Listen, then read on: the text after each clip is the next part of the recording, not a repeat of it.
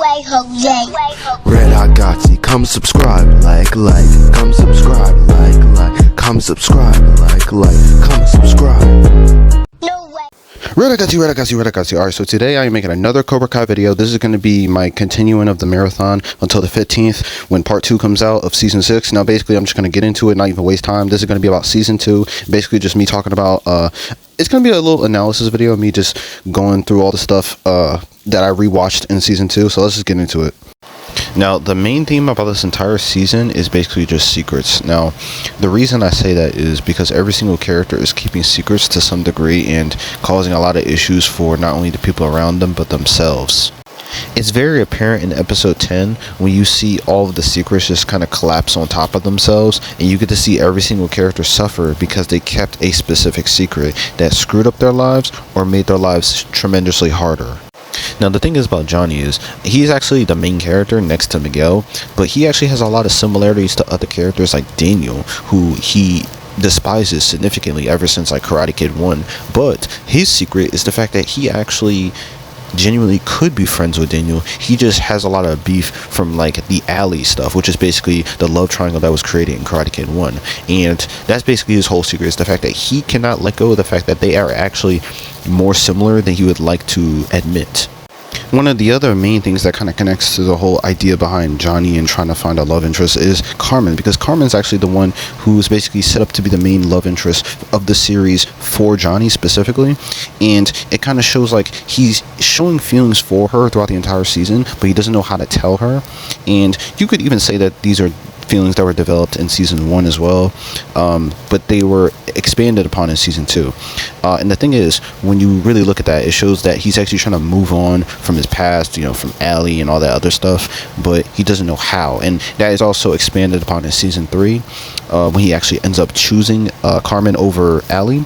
But in season 2, he's still sort of, you know, catching feelings for her and sort of seeing where that goes, but he's not able to actually express it, and that's basically another form of like a secret that he's holding that's causing things to kind of escalate in a negative way, because at the end of the season he ends up losing her because Miguel gets his injury and he's not able to actually tell her how he feels. But at the end of the day, who knows if it would even make a difference because of the mental state that she's put in, because of the fact that Miguel's, you know, injured and could die, and then even when he does, you know, wake up, he may never even walk again.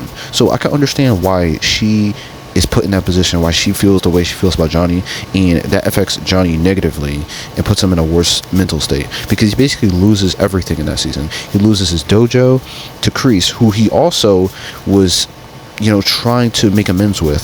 Well, actually, Kreese was trying to make amends with him, and he was trying to forgive him and try to see him in a better light, and to see if he can become a better person. But the thing is about Kreese is he's in a perpetual state of just being a bad person, and Johnny didn't understand that. He's never really going to change. He's always going to be that same sensei that choked him out in Karate Kid 2.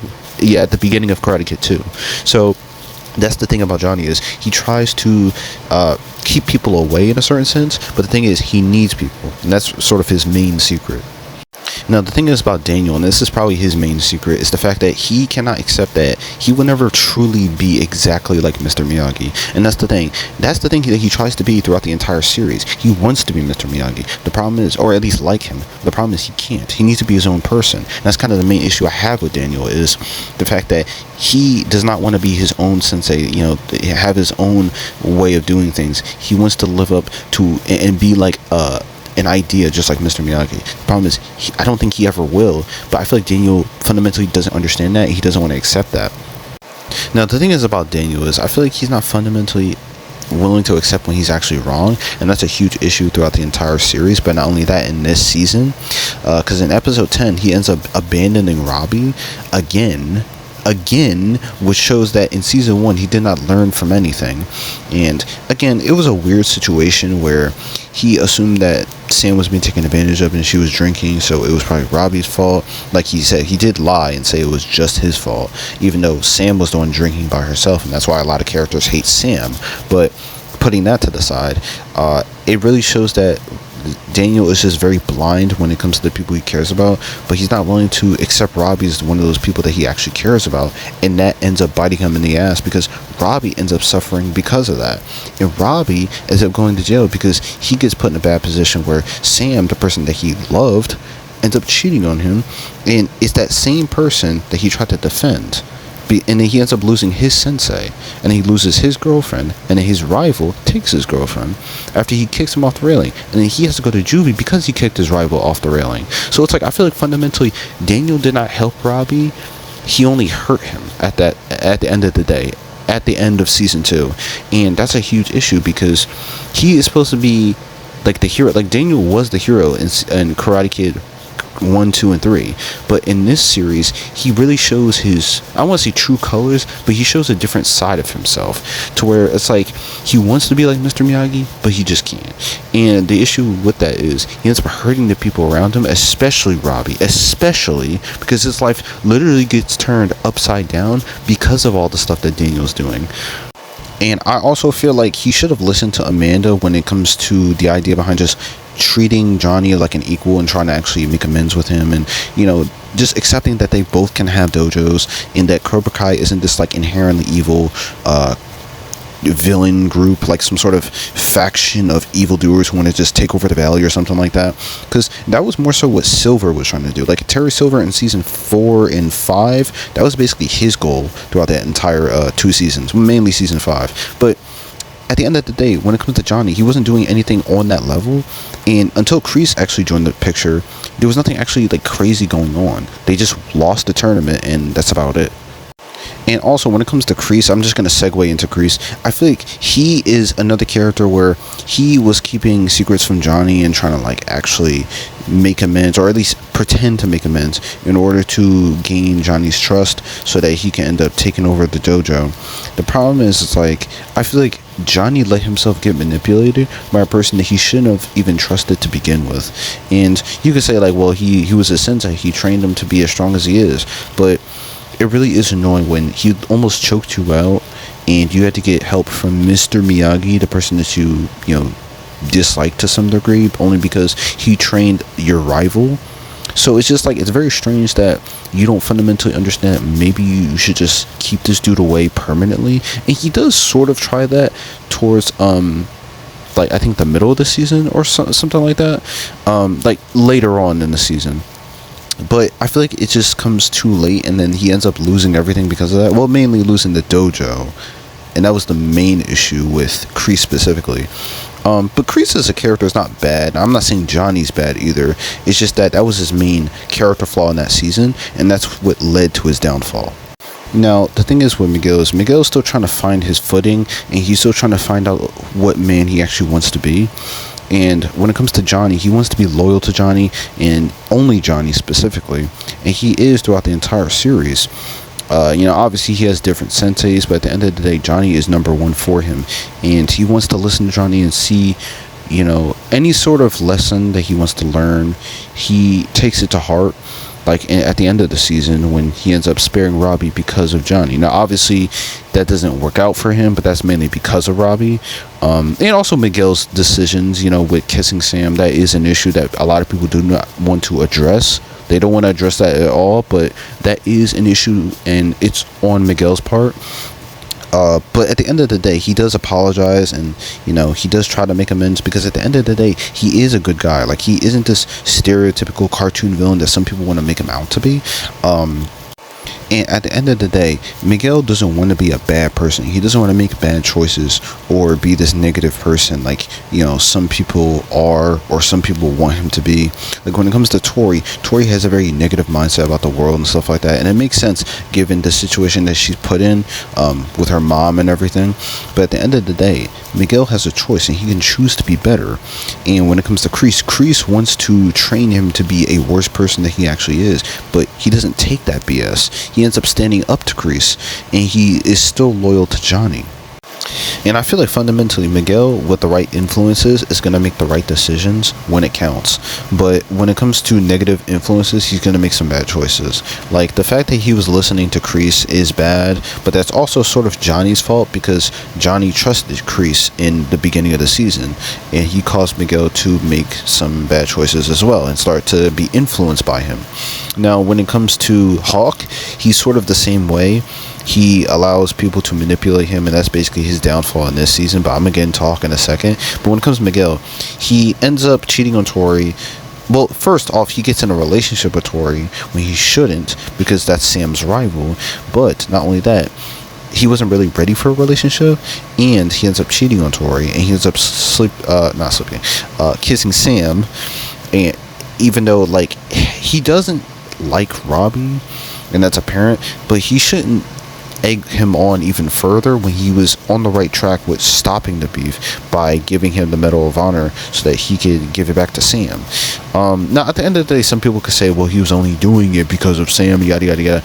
But at the end of the day, he was on the right track. He still did the right thing, which Hawk or any other character wouldn't have done, at least to the extent of going there and actually trying to return the medal and stuff like that. Now, I feel like Miguel's main arc in this season was basically just showing that he is a good person at heart, but he does make a lot of bad choices when put in bad scenarios. And a lot of people want to say he's a bad person overall just because he made these bad choices, but other characters also make bad choices, so it's not just him. Like, again, cheating, the Kreese thing, but Robbie also kicked Miguel off the railing, and then Sam cheated, and Tori started the school fight. It's like everyone has made bad choices. So it really makes me think, like, it's more of an idea of, like, again, the saying is not, there's no such thing as a bad student, it's a bad teacher. There's also the influences of, like, Johnny and Daniel continuing their beef and putting it on the kids, the people that you're trying to train. So that is a huge element to all of this as well, and it's also why Miguel is so heavily influenced by Johnny, because he trusts him, and that's the person that brought him into this sort of karate war to begin with. But also the person that trained him and treats him like a father, essentially, or treats him like a son, and it's showing himself as like a father figure, essentially. Also, Miguel never really had a father figure in his life since his father left, and he had that whole arc in season 5 where we basically got to get to know his father and stuff like that, and that was a very disappointing arc to some extent, because we didn't really get enough about his father. We only got, like, basically, okay, he met him, he has a whole family going on, he's an asshole, he's in like a gang or something like that, and yeah, he's a bad person. Yeah. So it's just like we didn't really get that much. We didn't even get really a fight, like a huge fight between Miguel and, like, I don't know, some bad people that his father had been associated with, or even his father himself. So it's like I feel like that was disappointing in general, but that's neither here nor there. The point is, Johnny is supposed to be that father figure for him, and that's why he values him so much, and that's why he is so loyal to him. And that's basically Miguel's whole arc in that season. Now, when you look at this whole season, it really just shows you how badly Robbie as a character has it compared to Miguel. Like, when you look at Robbie's whole life, like, he was in a bad crowd, with those two assholes he called friends. And he had this axe to grind with his dad. Then when he left those two friends because they were delinquents, he ended up training, and he joined the dealership. That was his new job, and he started training with Daniel and stuff like that, and he was turning his life around. Then his whole, like, axe to grind with his dad started to take over, and that started to make his life worse again, because he lost the tournament, he had his beef with Daniel, and that sort of clouded his mind a little bit. He had all these issues happening to him, and also he was causing even more issues with Miguel because of the fact that he basically, I wouldn't say stole his girl, but him and Sam broke up because of Robbie, or at least that's what it seemed like, because of the fact that Sam and Robbie were flirting. They were flirting. I do not want to hear that they weren't. They were. So it's like, I can understand Robbie. I can also understand Robbie's point of view with the fact that he wasn't trying to break them up. He was just, put in the middle, and that's sort of his point of view when it comes to that. The thing is, though, I really do feel bad for Robbie at the end of the day, because every single aspect of his life gets screwed over because of the fact that Miguel exists, and because his father just doesn't want to accept him. And his whole issue with this entire series in general is just the fact that Johnny abandoned him and then he chose Miguel over him. And when it comes to just stuff like that, it really shows that everyone is willing to choose Miguel over him. Like when it comes to Daniel just not willing to accept him, and he's able to accept Miguel in season 3. And then when it comes to Sam just cheating on him with Miguel, his literal rival, and then lying about it, or at least not telling the truth about it, keeping it a secret. And that's her secret, even, since, the whole theme of this is secret. So yeah, that's her secret. So when you look at stuff like that, and then his own father is willing to train somebody else and spend time with someone else and treat them like a son rather than him. So it's just kind of like his whole life is screwed up, and then that's what leads him to, lash out at Miguel, and he's sad at the fact that Sam cheated, even though he still values her and he still cares about her. As you can see, like, he tries to defend her against Tori and sort of settle everything, and then Miguel attacks him because, again, from his perspective, Miguel is just genuinely evil and there's nothing redeeming about him, and he just is a bad guy because he's making bad choices, and he fundamentally is.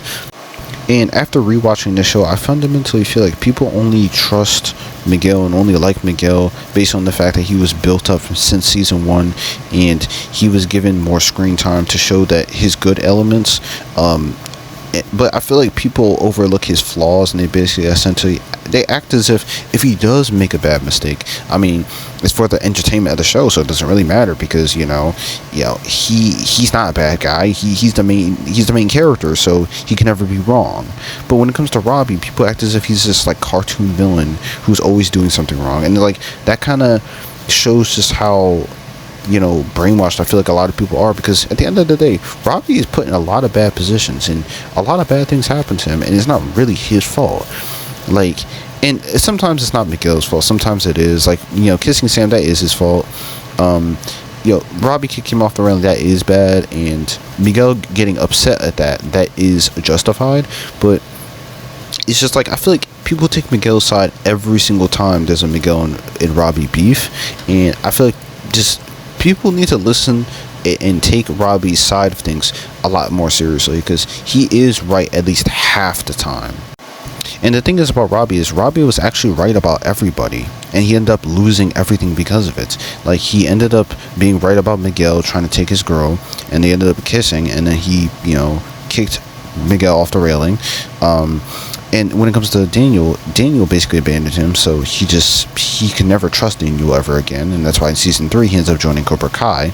And then with Johnny, he tries to make amends with his father, but at the end of the day, his father can only do so much, and he already has this trauma for him leaving him.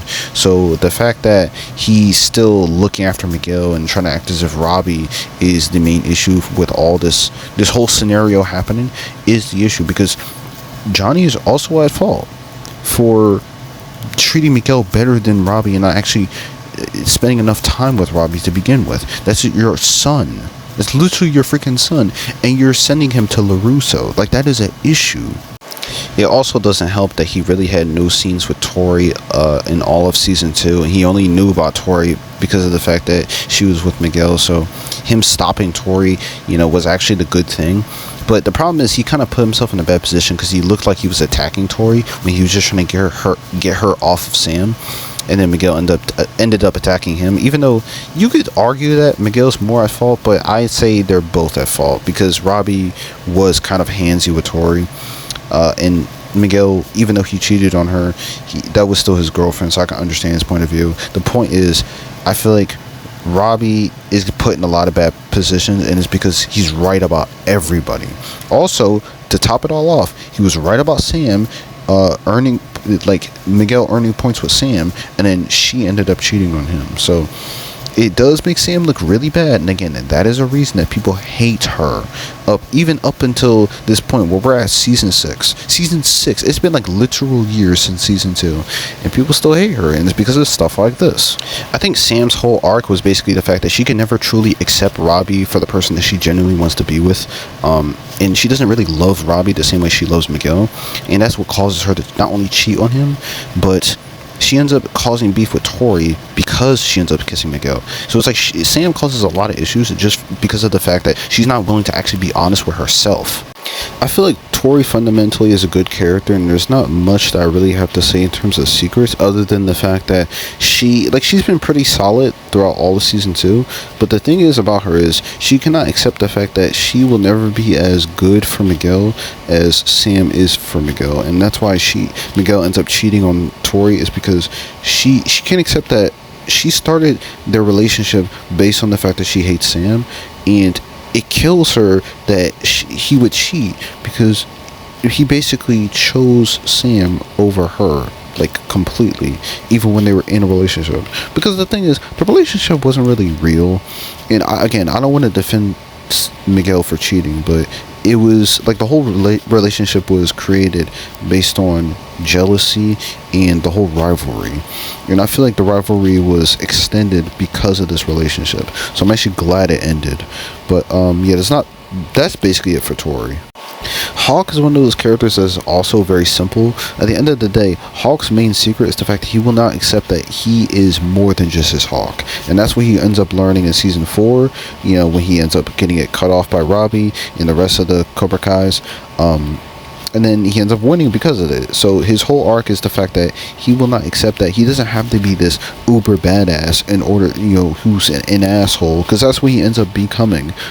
He ends up becoming a bully because of the fact that he wants to keep up this persona so badly. He ends up treating Demitri badly because of it. I feel like Dimitri's main secret is just the fact that he will never truly accept that he cannot be the best, and he never will be the best. But at the end of the day, he can still put in the work to become a very strong character and a very strong karate champion in his own right. But at the end of the day, Demitri kind of complains a lot, and he has a very negative outlook on the world, kind of like Tori, but in a different sense, because he sees himself as like very pathetic, and he dislikes other characters for specific reasons, and looks at that, just makes a lot of dumbass jokes, because again, he's in a perpetual state of negativity. But once he actually listens to Daniel a little bit, and he starts to train a little bit, he ends up beating Hawk. Now obviously it's an injured Hawk, and a Hawk that was very tired because of the school fight, but he starts to gain a little bit more confidence because of that. And in season 3, they resolve their beef and everything, and he gets stronger and stronger as the series goes on. So yeah, that's just his main issue, is he's not willing to accept that you need to put in a lot more work than he actually did, at least in the beginning of season 2, in order to become great.